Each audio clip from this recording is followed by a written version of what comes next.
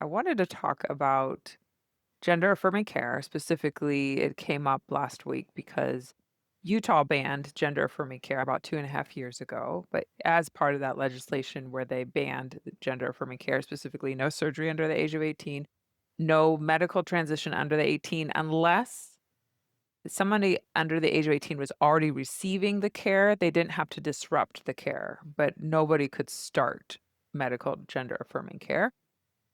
And they commissioned the University of Utah Department of Pharmacology to do a review of all the literature to see what the effect, what the dangers, what the risks were of medical transition for youth. And that report, 1,000-page report of looking at all the literature, came out this past week. And I told you this is what we're going to talk about, but I intentionally did not tell you what the results were. I wanted to know what your impression, because you to me represent somebody not in it, not Oh, involved in transgender issues. And I so, don't have a dog in the fight. Like I'm not. but yeah, what are the impressions you get from the general news that goes by you, whether that's on social media or however you get how do you get your news? I mean, I read. I they're not newspapers anymore, are they? S- Like I've got news apps. I've got Okay. the local paper, a couple of national papers. I don't really watch television news Mhm. because I don't think there is any news on television anymore. It's just a bunch of people yelling at each other. Um, so really, it's what I read, Mm. and from the way I understand it on my phone, it tells me what news I should read now because I thank you algorithm. I don't know. Um, but I try to read a lot. Mhm. So yeah. And what was your question? So based on your algorithm, Yeah. what, if anything, is your impression or your understanding of medical gender affirming care? Well, see, you used the word medical there, and I can't get an impression really about what the medical part about it is. And I'm not trying to say this to be flip. I really don't know. And this is one of the questions I was going to ask you is what actually constitutes gender affirming care? Is it psychiatric? Is it hormones? Is it everything? What are we talking? Yes. So gender affirming care is anything from using a patient's name and pronouns to, when I say medical, then exactly what you're saying, puberty blockers, hormones. Gender affirming care can be surgical. So top surgery, bottom surgery is the simplest way to talk about it. There are other surgeries as well. Okay, so in the context of these laws, because I assume that they're all the same, right? Like once one gets the idea, they kind of spread and they're really not that original, right? It's all the same hive mind. The language, yes, there's definitely a core writing of a lot of these laws, and they're shared, yes. They usually specify medical, surgical, etcetera. So is that the list then for what these laws are trying to affect? Yes, yes, So it's medical and got, surgical. but Mhm. nothing to do with the headspace. Tell me what you mean by the headspace. I mean, from what we've talked about so far, it seems like the first step in anything It's is therapy. therapy. And so, It depends on the laws. So I tend to read the laws themselves when they come up. So some of the laws have so you're probably a step ahead of most of these guys that are voting. certain state I'm not commenting on that. Certain states have put in their writing that no treatment of youth that have anything to do with gender, and they sometimes do include counseling, mental health, psychology is included in some state things. I don't know if any of the ones that have passed have included it. What's interesting is our federal government, the HHS, put Yeah. out Again. put out their review of reviews about gender affirming care, and they lean heavily on therapy is all you need. for kids. You don't need anything else but therapy. It smells like conversion therapy S is what they are. Smells like it's being led by a guy who swims in sewage. I see what articles have come across your feed. So it depends on the law, but I think for Utah, I don't think therapy was mentioned. I don't believe at all. I have to admit that Utah's original law, I did not read every page of that one. Was Utah the first state? Did they kick this off? No, I don't believe so. They're the one the earlier ones, but I do not believe so. I'd have to look it up. It was so long ago, it's all a blur now. But I don't think they were definitely on the earlier side. They're one of the first few. But what's interesting to me is when they did it, that they commissioned. I don't know if anyone else did. They commissioned this work to say, let's demonstrate that this is harmful. So they went into this research with a bias. Like, let's demonstrate it's harmful, and then we can really get rid of it altogether. So But well, they have the University of Utah is a very good medical center, and the Department of Pharmacology spent 2.5 years really going through all the papers, and they came out with their report that said gender affirming care does not demonstrate any harm to youth. If anything, there's a great benefit. There's decrease in suicide rates, there's better outcomes, mental health outcomes. So it says no, there's actual benefit that even demonstrating that starting gender affirming care before the age of 18 has a statistically significant decrease in suicide rates than those that start after 18. and then And then the how'd that politicians play? said, never mind. They said it doesn't matter what your study says because this is what the people want. The people want there to be no gender affirming care for youth. It doesn't matter. So, I mean, are you surprised? Honestly, I'm heartbroken. But are you surprised?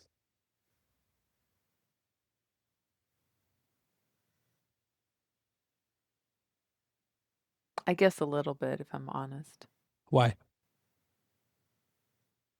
I know I shouldn't be surprised. I'm like, this is really good. I still have faith in science, and this is really good science. Yeah, Not just but because it's my opinion, but like the way it was done was very well done. that's not the issue. No, And nobody's saying that the science is bad, right? Like, well, I yeah. assume that they are saying that the science is bad, but They haven't, and they haven't made any actions on that bill. They haven't completely taken everything away. They've just left it as is, and they haven't, for lack of a better term, that have been grandfather claused in, are still grandfather claused in. They haven't done much, but they haven't changed it back either. I think the person who led that research, I'll just put it this way, it won't surprise me if she has repercussions for the results of her research. and I think it sort of follows the Republican playbook at this point now, right? Like, we have a view, we don't care about the science. But then why We're commission it? When was this? 3 years ago? 2 years ago? 2.5. I Mhm. mean, listen, as the time has gone on, I think it's gotten easier for politicians to just not care. Right where I am, at one point, there was a proposal for a ban on trans kids in sports.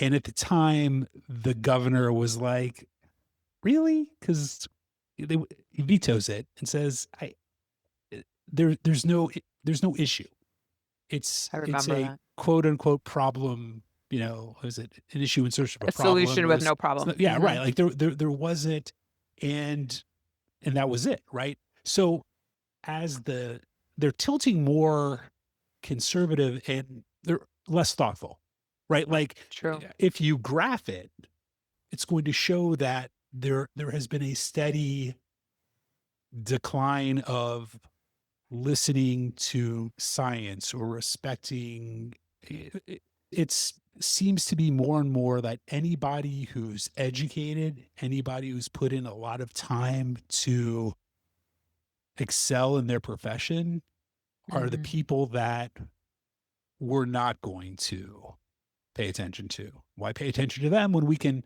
do our own research? We can just ask our own questions and figure it out for ourselves and get the answers that we want, right? This doesn't surprise me at all. The I know. fact that they commissioned a study surprises me.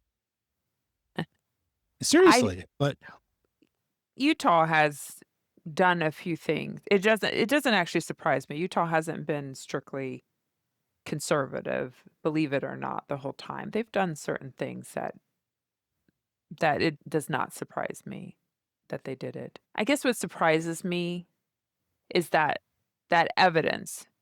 The evidence there is a decrease in suicide rates when people start their gender affirming care before the age of teen. And we're not saying everyone gets gender affirming care, right? It's under the correct guidance and just like anything else in medicine. We don't like throw medicine at everyone. So to know that you could save a life and they're not doing it, I but think but I think that tells you what they think of the lives, right? Like I I think that's hard for me to hear. But well, yes, but I think it's true anymore. I don't like thinking this, I and I know. wish somebody would give me evidence to the contrary, but I feel like there are a certain group of people that just don't care anymore. Like they just don't care. What other reason is there? It doesn't affect them, so why not?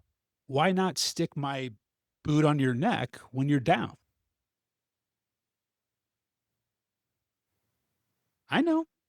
I wish I didn't think that, but I'm looking at the evidence and I'm looking at what's there and give me a reason to not think that. And so far, I'm looking at the world and I'm not very impressed. And maybe if the giant meteor killed the dinosaurs, we get that too. Maybe we kind of deserve it.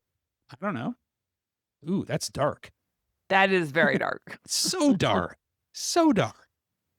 I thought we were kind of better, but I maybe I do have faith that there are people that are better. I do have faith. And I think it's very confusing for people outside of the world of science because you have this review, but you hear of a lot of discussion, a lot of media attention was on the CAS report. So I think like, why did the CAS report, which seems like is very similar, why is it so different? Are you familiar with the CAS report, what that oh, is? I am not. Okay. Okay. So, CAS reports from the UK felt that the rates were increasing of the number of youth seeking gender affirming care. What's interesting about that is that they had leveled off by the time they had done this report, but they put a retired pediatrician who had never done gender affirming care, mind you, in charge of the report and looked at the literature and came up with the conclusion that there are some concerns about gender affirming care, that there's not enough evidence. Having said that, they did say that it's appropriate for youth, just not everybody, which, okay, I can agree to that. It's not for everybody, but it is appropriate. They did say it's appropriate, but some of the way that they interpreted the literature led to the UK no longer provides gender affirming care for youth because of it. Even though that's a misinterpretation of that review, but that's the way it was portrayed and discussed. The interesting thing is, besides Dr. Cass, who led the work of doing this review, no other contributors' names, no other authors are on that paper. They just say a group from this university, but they don't tell you who, which is extremely unusual in the medical world. That has led to a lot of ending of gender affirming care in certain places. Having said that, a little bit after that, France came up with their own review where they went under very strict, they spelled it out for everybody. I think there were 9 to 12 people that did their review. They all were gender affirming care providers. And some people go, "Oh, well, then you're biased." Well, that's the way we do things in medicine. We don't have a kidney doctor do research on the heart, right? Like a cardiologist does heart research. Like that's the way it's done. But they all did gender affirming care. They split all the parts, like this group of 3 people do puberty blockers. They come up with their consensus. They have to agree among the 3. Then they have to present it to the entire group of 12, and all 12 have to completely agree on their recommendation based on what they present in order for it to become the recommendation. It was very rigorous. They spelled out exactly what they did, and they wholeheartedly agreed with gender affirming care. Again, not for everybody, but appropriately, puberty blockers were instrumental and part of that care. They spelled it all out. It was beautiful. Germany recently put one out too. Same thing as France. They reviewed the literature. They had people, all physicians that were gender affirming care physicians, look through the literature. Same thing. Same thing as University of Utah. Same thing as the Endocrine Society. Same thing as WPATH. Same thing as Canada. Same thing as New Zealand. But this CAS review gets a lot of attention. It was mentioned in the Supreme Court case that we are going to hear the results of in June. It's a Supreme Court case, US versus Scrimeti, which is looking at whether it's constitutional for them to deny gender affirming care to youth. It's usually brought up as a non-supportive against gender affirming care, and I think it's a bit of a misrepresentation. I don't think it's a great review of the literature, but it doesn't actually say that you shouldn't do gender affirming care. But it was used to get rid of gender affirming care. So that's the CAS report. Yeah. Okay. So should we put bets on what the Supreme Court does now, or? Well, the confusing part is US versus Scrimeti. Scrimeti is the Attorney General of Tennessee. US was when Biden was president. So there's been a little bit of question, like legally, how does this work when the current administration doesn't necessarily want to fight this case? I mean, it's already been presented. It was already presented. It's already being decided upon. But what if it's decided upon in a way that the current administration doesn't agree upon? Like, nobody I don't knows think how. you have to worry about that.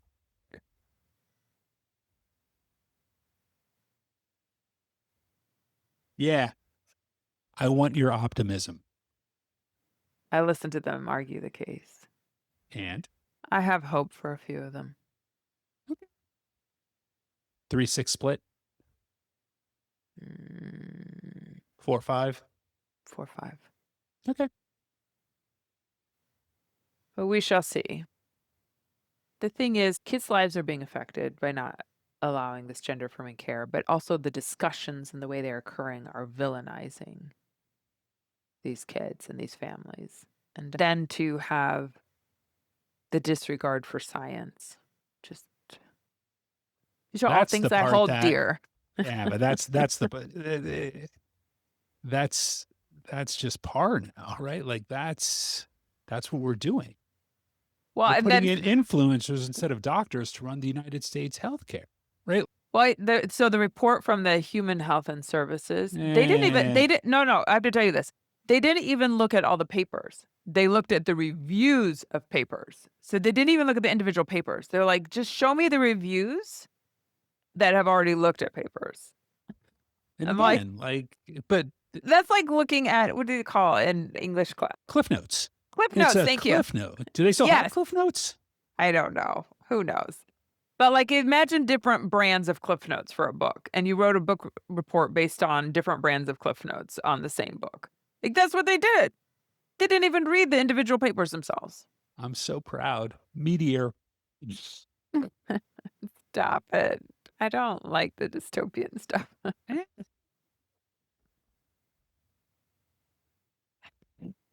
Let me ask Mhm. you this though. And one of the things was the notion that you can't get surgery until you're after 18. And as a person not in the world, I don't really have a problem with that, where it seems like, okay, So what do you imagine surgery they're talking about? um, the Top or bottom or I both? either. Yeah, they're talking about both. Okay. So bottom surgery for someone that wants to masculinize their genitalia, not being done before 18. It's a very complicated multi-step surgery. Not as far as I'm aware of, I've never heard of it being done before the age of 18. Feminizing the genitalia. I'm just trying to keep it so I don't have to like censor this podcast. Feminizing the genitalia. That sometimes was done if somebody was maybe a few weeks to a few months before the age of 18, and the reason why is if they graduated high school and they weren't quite 18 yet, it's an opportune time that they're still at home, that they're not gonna disrupt the next stage of life, especially if they're going to college, because it takes a large healing time. It's a great time to have the surgery, to be at home, assumedly, and have the help because it usually requires somebody else to help you with your recovery. And then so it's different than go to college for a year if that's what you're gonna do, or go into the workforce for a year and then stop, then have the surgery and be out for a period of time and then go back. So that was the rationale. We're talking about maybe a few weeks to a few months before the age of 18. Some of them are having bottom surgery, but let's put bottom surgery aside. Top surgery, yes, that might be done at 16 and things like that. So top surgery, if somebody has chest development, then a mastectomy, they remove chest tissue. That is a very common surgery in cisgender males. It is a condition called gynecomastia where you can develop breast tissue in the chest area for males. JAMA put out a research study where they looked at who's getting surgery at what age? Nobody was getting surgery under the age of 12, but the majority, like over 90% of surgeries, gender affirming surgery, because that's a gender affirming surgery. If you remove breast tissue from the chest, that's a gender affirming surgery. Over 90%, I think it was 96, 97%, were done on cisgender males for gynecomastia. Are you okay with a boy that was assigned male at birth, identifies as a male, as a boy, who has breast tissue in high school getting that removed? Touche. And then the other one is breast implants.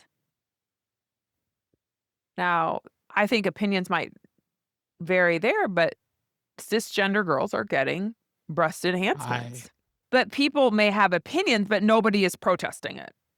People might say, I don't really think that's right for a 16-year-old to get breast implants, but nobody is going to Washington, D.C. to stop it or going to their state capital to be like, we shouldn't allow these 16, 17-year-olds to do that, right?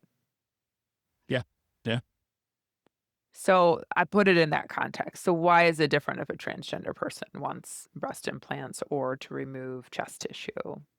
Well, when you say it like I never thought about it like that. I didn't know about that. I didn't know that was a thing. If you don't think that people under not you, but the general you, if they don't think that people under the 18 should be having this kind of these are gender affirming surgeries, regardless of how you identify, they're gender affirming surgeries, then nobody should be having them. I just smile because I'm like, good luck with that. Mm.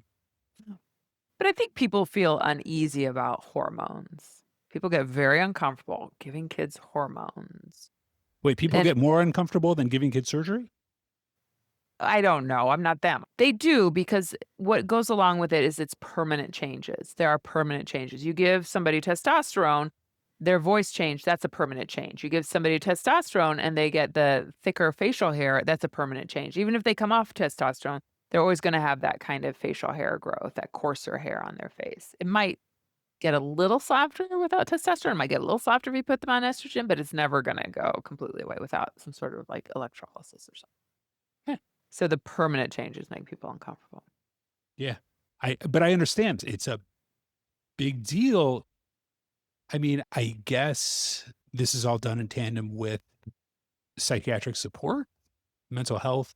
Like, I So there is psychology involved, but honestly, some may argue you don't really need them. I'm just gonna throw that out there, and here's why. Because this isn't a psychiatric disorder. no, I'm not saying it's a No, no, disorder. I know, but the reason that insurance and healthcare providers, they wanna make sure of sound.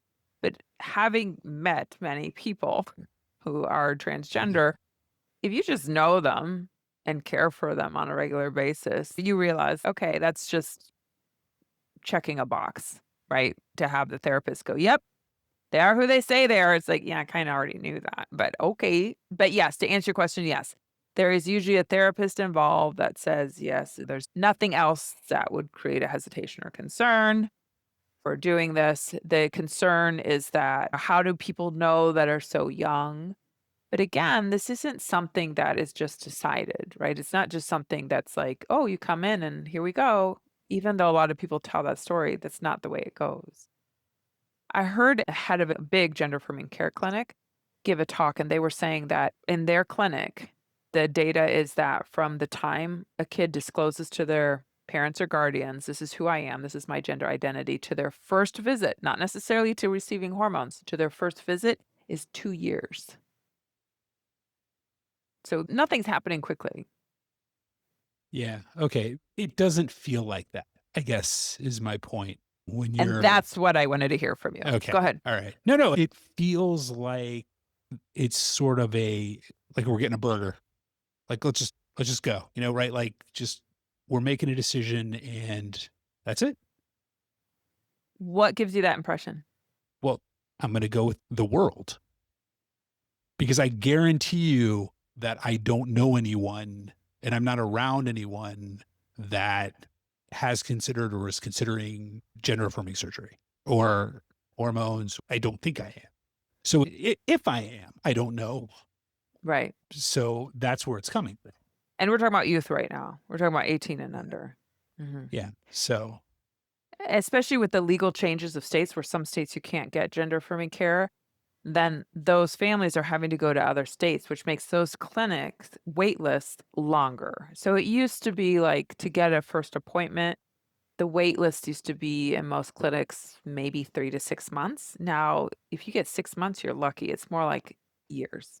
Yeah, so that's the thing I wanted to bring out, and I wondered, but that's the way it usually seems, is that there's this story, this narrative that like a kid tells their parent, I want hormones now," which that part's usually true for the teenagers because usually they haven't told their parents what's going on with them, and and they're teenagers and they want everything right now, right now.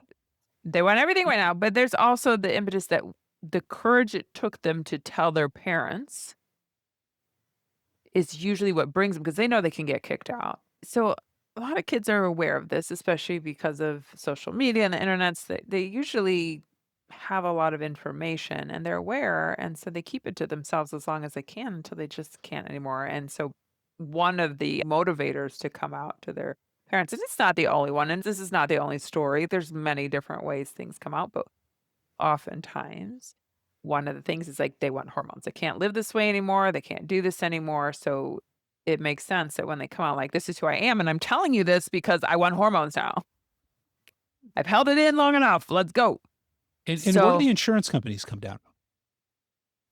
they had been covering it. I'm hearing a lot of change right now with, the current administration, but they had been covering gender affirming medical care. I mean, I guess it's like everything else. If they're like, it's The current Medicaid better. bill is taking it out. Yeah. Surprise. You can fight for it, but then it's also my brain goes to plan B. Keep Meteor? What? Who? no, that's not my plan B. They keep fighting for gender affirming care, but how do we take care of these amazing people when they can't get gender affirming care? That I don't know the answer to yet. They're going to need a lot of support. So, all right, you got to bring us back out on a high note Wow. again, Bandit. Wow. You And really just, I don't know. I think it's better than your meteor, but go ahead. I don't know. I I do got, think things always come back around. It's just I hope you're right. I really, really do. I've been really pessimistic about all of it, just everything. It's not good. Nothing is good. Like everything that's coming out of Washington, which is sort of being picked up by the states, doesn't make me comfortable in any aspect. Like it doesn't seem to matter what the area is. and maybe it's the physicians I know, maybe it's the circles I'm in, but I know that most of the people I know are holding strong to their values, to they're moving forward What else can you do? every way they can to keep giving the care they can. I had my annual mammogram today, and I was noticing on the wall that they still have the anti-racism sign. I don't remember the exact wording, but I'm like, "Oh, they haven't succumbed to DEI and taken that down." So, yay. So I But think then I was talking to somebody who's in the disability sphere who mm, said that they're losing corporate sponsorships, everybody's pulling back. They have, what do you call it, conventions that companies used to want to be a part sponsor. of or are afraid to do now because of the climate. And Yep. I don't know how you can be offended by somebody in a wheelchair. You know what I mean? Like, it, Oh, people are. okay, I haven't met that guy yet, and it makes me happy that I haven't, but I don't know. Yeah, I have friends that June is Pride Month. It's their biggest month in which they talk and they speak and they're not getting many requests anywhere to talk. But there are some companies like Costco that have vowed to keep honoring their values over everything else. I saw a statistic recently that I think 70% of all consumers are either LGBTQ plus or allies. So when you talk about like getting rid of DEI or not doing pride from a business standpoint, that's not because of your consumers, because most of your consumers actually support it.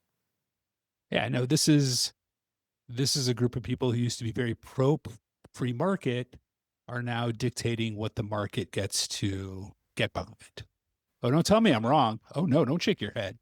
No, I'm not. I'm sad that you're right. Yeah. Yeah. I mean, pick a lane. You're either Bandit, I asked you to bring this back up. You're not doing a sorry, very good job. sorry, sorry, sorry. Uh, It's I think the more people that stick by their values, and I think it's important to keep talking. It's really hard because when people can bring a humanness and a face to what is going on and have conversations, the better off it is. But right now, that's a huge ask for any transgender or non-binary person in their family. It puts them in danger to ask them to publicly speak. But what I try to do is talk to people one on one and have a conversation. I can talk to people that don't agree with me, and I try to do that, but it's getting harder to find people willing to have a conversation with me. The key is what's a conversation. conversation? I thought we just yell at each other. And Exactly. isn't that what we do anymore? Exactly. No. Like, tell me what you think. Why do you believe that way? What is your understanding? It requires the other person to be willing to hear what the other person has to say, and I feel like there's this belief that there's a threat. If I listen to what someone else has to say that doesn't have the same viewpoint I do, that means I agree with them. It's like, no. And I always tell people that when I give talks, I'm like, you don't have to agree. I start out with, you don't have to agree with anything I say. I just ask for you to be open to listen and consider it. Consider how it weighs up against what you believe, but you don't have to change anything you say or do or believe. That's how I start most of my talks.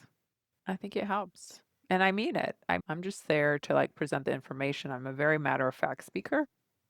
And that's my hope is just like take it in and then decide, examine it. And maybe it's because of the way I was raised. I was raised as a Unitarian, which is like a belief that you do get questioned.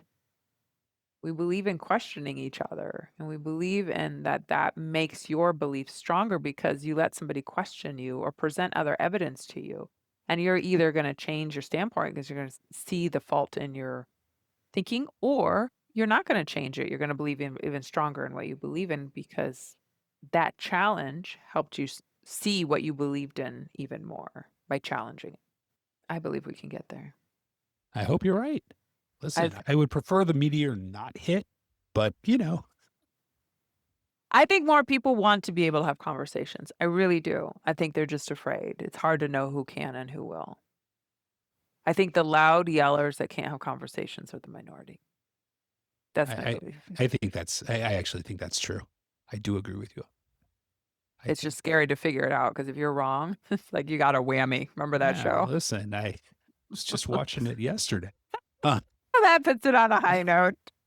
Oh, as always, thank you, Bandit.